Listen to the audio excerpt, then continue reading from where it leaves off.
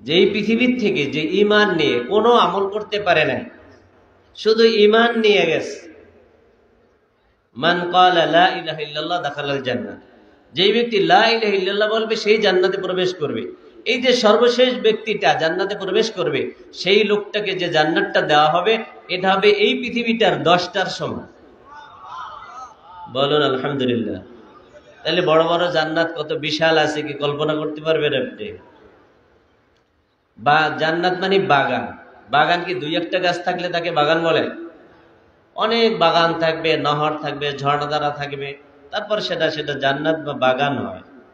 একটা গাছের বর্ণনা বুখারী শরীফের ভিতরে দেওয়া আছে যে একটা দ্রুত গতি সম্পন্ন ঘোড়া যদি এই গাছের ছায়ার শুরু থেকে মানে দৌড়াইতে শুরু করে 100 বছর দৌড়াবে, তারপরেও তার ছায়া শেষ করতে পারবে না। এই যদি হয় একটা গাছের পরিধি, একটা বাগানের মধ্যে উদাহরণের কত